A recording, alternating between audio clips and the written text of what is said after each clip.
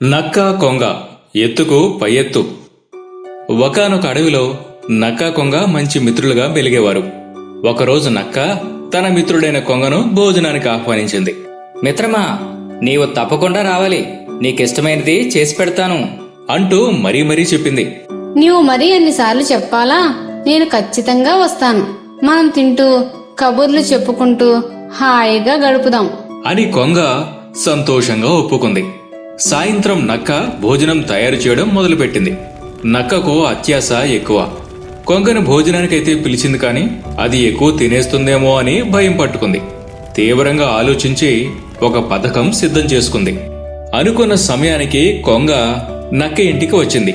అబ్బా, గుమగుమల వాసనలు వస్తున్నాయి, వెంటనే తినేయాలని నోరూరుతుంది అంది కొంగ. ఒక్క క్షణం ఆగు మిత్రమా, వెంటనే సిద్ధం చేస్తాను అని నక్క హడావుడి చేసింది. ఇద్దరు మిత్రులు భోజనానికి రెడీ అయ్యారు.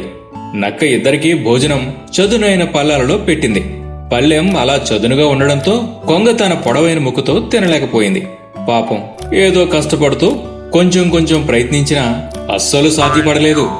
నక్క మటుకు పళ్ళెం నాక్కుని మొత్తం తినేసింది. కొంగ నిరాశగా ఆకలితోనే ఇంటికి వెళ్లిపోయింది.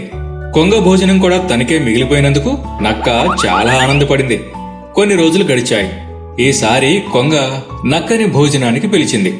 నేను నీ పిలుపు కోసమే ఎదురు చూస్తున్నాను, తప్పకుండా వస్తాను అని నక్క మాట ఇచ్చింది.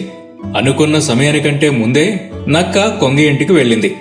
ఆహా, ఇల్లు వంట సువాసనలతో గుమగుమలాడిపోతుంది. ఇక ఆగడం నా వల్ల కాదు, తొందరగా తినేద్దాం రామిత్రమా అంటూ హడావుడి చేసింది. తొందర పడకు, సిద్ధం చేయనియ్యి అని కొంగ తను చేసిన ఆహారాన్ని 2 కూజాలలో ఉంచింది. కూజా మెడ పొడుగ్గా ఉండడంతో అందులోకి తలపట్టక నక్క తినలేకపోయింది. కాని కొంగ మట్టుకు తన పొడవైన ముక్కు కూజాలోకి ముంచుకుని హాయిగా అంతా లాగించేసింది. తినడానికి ఎంత ప్రయత్నించినా సాధ్యపడక ఆ రోజు నక్క ఆకలితో ఇంటికి వెళ్లాల్సి వచ్చింది. ఈ కథలో నీతి ఏమిటంటే, మనం ఇతరులతో ఎలా ప్రవర్తిస్తామో వారు మనతో అలాగే ఉంటారు. ఒకానొక ఊళ్ళో కోడి ఒకటి తన పిల్లలతో సంతోషంగా జీవిస్తూ ఉండేది. తల్లి పిల్లలు అంతా కలిసి ఆహారం కోసం పగలంతా దగ్గరలో ఉన్న పొదల దగ్గర సంచరించి సాయంత్రం కాగానే గూటికి చేరుకుని నిద్రించేవి. వీటి కదలికలను గమనించిన ఓ నక్క, కోడి కొనలు భలేగా ఉన్నాయి, వీటిని తింటే చాలా రుచిగా ఉంటుంది. అన్నీ ఒకేసారి కాకుండా రోజుకో దాని పని పట్టాలి. ఇంకా నాకు చాలా రోజుల వరకు ఆహారం కొరతే ఉండదు అనుకుని సంబరపడి ఆనాటి నుండి రాత్రిళ్ళు చాటుగా మాటువేసి రోజుకో కోడి పిల్లను ఎత్తుకుపోయి తినేది. మొదట ఇది గమనించని తల్లికోడి ఓ రోజు ఉదయాన్నే అనుమానం రావడంతో పిల్లలను ఓ మారు లెక్కించింది. అందులో కొన్ని పిల్లలు కనిపించకపోవడంతో అయోమయంలో పడింది. నా కూనలు కొన్ని కనిపించడం లేదు, ఏమయ్యాయి? పొరపాటున పొదల దగ్గర తప్పిపోయాయా, లేక మరెవరి దుష్ట పన్నాగంలో అయినా చిక్కుకున్నాయా? అయినా నేను ఇంతకాలం ఎందుకంత అశ్రద్ధ వహించాను అనుకుని విపరీతంగా బాధపడింది. ఆ రోజంతా పిల్లల కోసం తల్లికోడి వెతకని చోటంటూ లేదు. ఎక్కడా వాటి జాడ కనిపించలేదు. రాత్రి పడుకుంది కానీ తల్లికోడికి విచారంతో నిద్ర పట్టలేదు.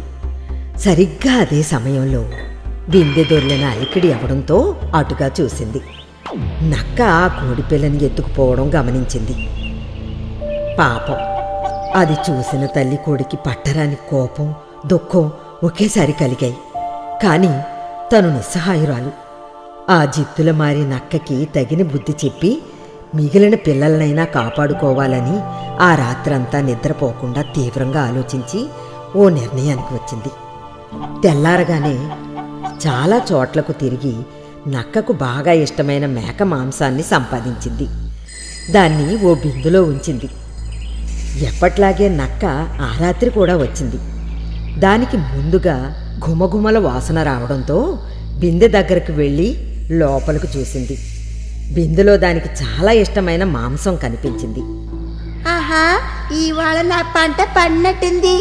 ముందు చాలా రుచికరమైన దీన్ని తింటాను, తర్వాత ఒక కోడి పిల్లని ఎత్తుకుని పోయి రేపు అల్పాహారంగా తింటాను అనుకుంటూ చాలా సంబరపడి తలను బిందెలోకి పెట్టే ప్రయత్నం చేసింది. కానీ నక్క దురదృష్టం కొద్దీ దాని తల అందులోకి దూరదు. అందులో ఉన్న మాంసం నోటికి అందదు. ఎందుకు ఇలా అయింది? నేను ఈ మాంసాన్ని విడిచిపెట్టే ప్రసక్తే లేదు. ఎలాగైనా సాధించి తీరుతాను అని బిందె లోపలికి తల పెట్టడానికి చాలా ప్రయత్నాలు చేసింది. ఇదంతా చాటుగా తల్లి పిల్లకోడులు చూస్తుంటాయి. ఆఖరికి బిందెలో తల మొత్తం పెట్టేసిన నక్క తర్వాత తల బయటకు రాక నానా తంటాలు పడింది. కొద్ది రోజుల్లోనే ఆహారం తినడానికి నీళ్లు తాగడానికి లేక నక్క చనిపోయింది. తర్వాత కోడి మళ్ళీ తన పిల్లలతో సంతోషంగా గడిపింది. అందుకే పెద్దలు చెబుతారు, ఎవరు తీసిన గూతులో వాళ్లే పడతారు అని. చిన్న చీమ పెద్ద ఏనుగు నీతి కథ. ఒక చీమ తమ కుటుంబ సభ్యులతో సహా ఒక ఏనుగు చెవిలో కాపురం పెట్టాలనుకుంది.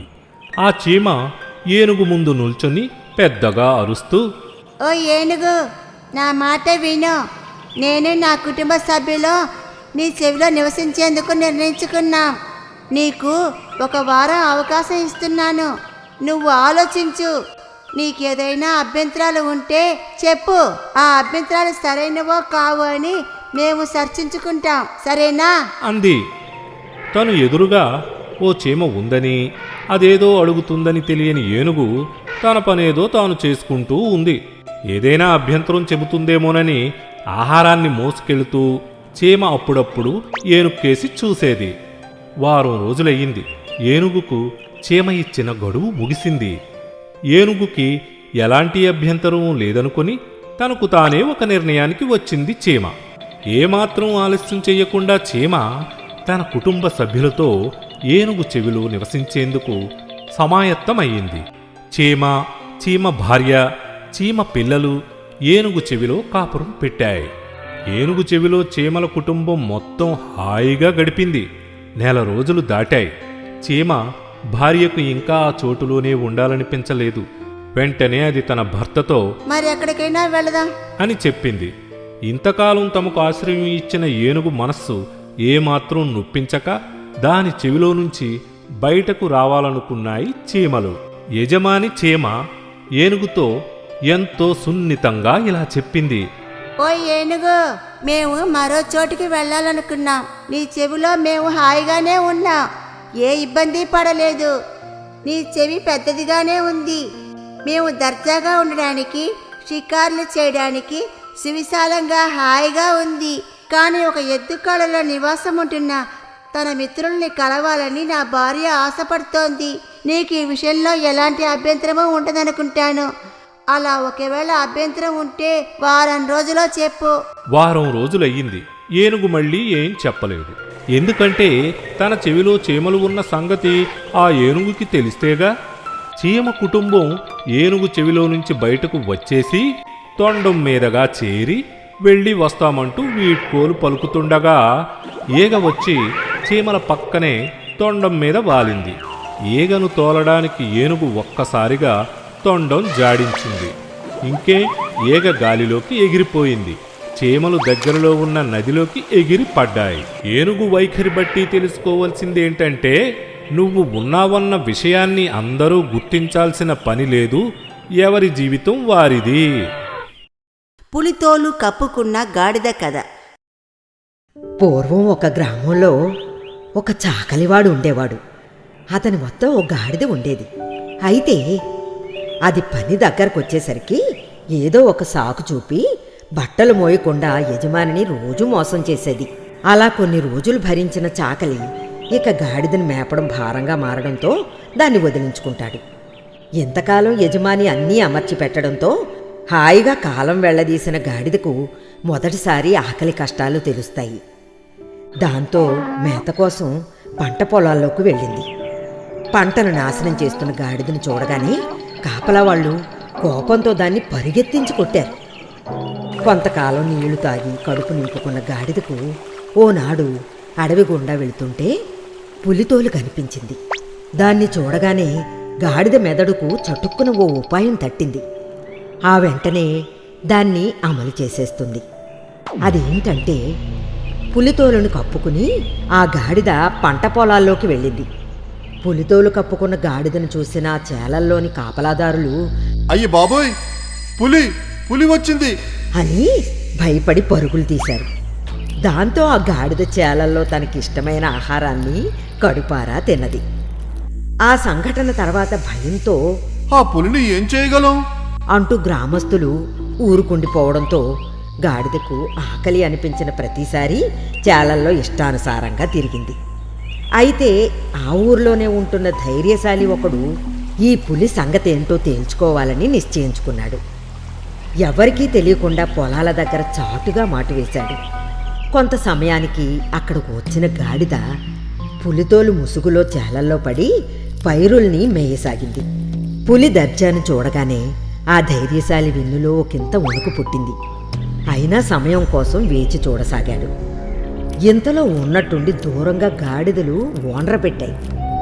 చాలా రోజులుగా మౌనంగా మేత మేయడం అలవాటైన గాడిదకు తన జాతివారి అరుపులు వినబడడంతో సంతోషం పట్టలేకపోయింది. వెంటనే అది కూడా గాడిదలకు జవాబుగా గట్టిగా ఓండ్ర పెట్టింది. తోలును చూసి పులి అని భ్రమపడుతున్న ధైర్యశాలికి అది నోరు తెరిచి ఓండ్ర పెట్టగానే గాడిదగా గుర్తించాడు. తక్షణమే తన వద్దనున్న దుడ్డుకర్రతో ఆ గాడిదకు బడిత పూజ చేశాడు. ఆనాటి నుండి చాకలివాడి పులితోలు కప్పుకున్న గాడిద బాధ ప్రజలకు తప్పింది. అందుకే పెద్దలు ఏమంటారంటే నిజాన్ని ఎంతో కాలం దాచలేము అని.